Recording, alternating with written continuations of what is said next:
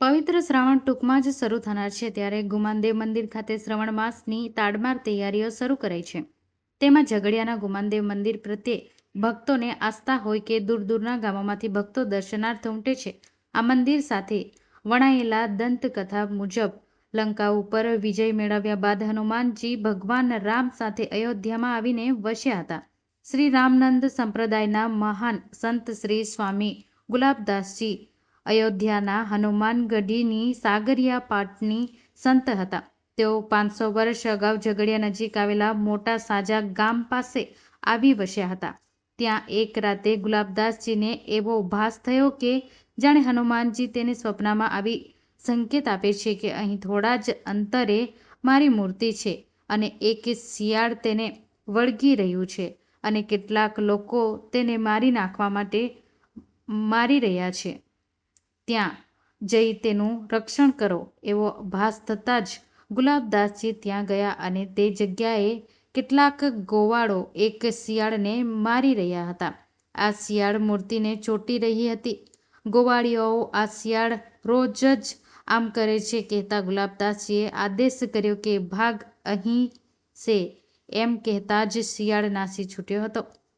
આ ચમત્કાર આસપાસના ગામોમાં પહોંચતા લોકો દર્શનાર્થે પહોંચ્યા હતા. ત્યારબાદ ગુમાનદેવ દાદાની મૂર્તિ હનુમાન જયંતીના દિવસે સ્થાપિત કરવામાં આવી હતી.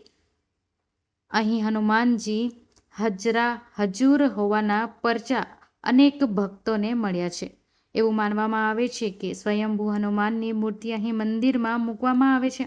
ભગવાન હનુમાનજી ગુમાનદેવ મંદિર આશરે 600 વર્ષ પાછળ બનાવવામાં આવ્યું હતું અને તેમનું નામ ગુમાનસિંહ નામના એક વેપારી નામ પરથી જ રાખવામાં આવ્યું હતું, જેને ભગવાન હનુમાનજીએ બચાવી હતી. ગુમાનદેવ મંદિર ભરૂચ જિલ્લાના તાલુકા સ્થળ ઝઘડિયા નજીક ભરૂચ ઝઘડિયા હાઈવે ઉપર ઝઘડિયાથી આશરે 5 કિલોમીટર અને ભરૂચથી 25 કિલોમીટર દૂર આવેલું છે. તે ભગવાન હનુમાનજીના ભક્તો અને ખાસ કરીને ભરૂચ, વડોદરા અને સુરત જિલ્લાના સ્થાનિકો માટેનું મુખ્ય યાત્રાધામ છે. ખાસ કરીને શનિવારે નજીકના ગામોમાંથી મંદિરમાં તેની માન્યતા મુજબ ઘણા ભક્તો પગપાળા આવે છે.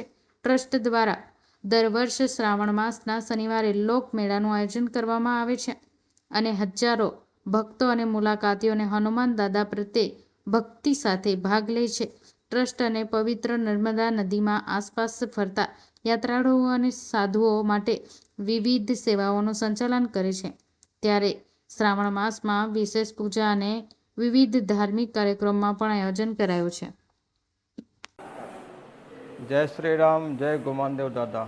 આપ સર્વે ભક્તોને શ્રાવણ માસ અને પ્રથમ શનિવારની હું દાદા વતી ખૂબ ખૂબ આશીર્વાદ પાઠવું છું અને સર્વેને પવિત્ર શ્રાવણ માસની શુભકામના અને બધાઈ આપું છું. આપ સર્વેથી આગ્રહ છે કે અહીં આવીને હનુમાનજી મહારાજનું દર્શન કરો અને સર્વેનું મંગલ થાય એવી હું હનુમાનજી મહારાજથી વારંવાર પ્રાર્થના કરું છું.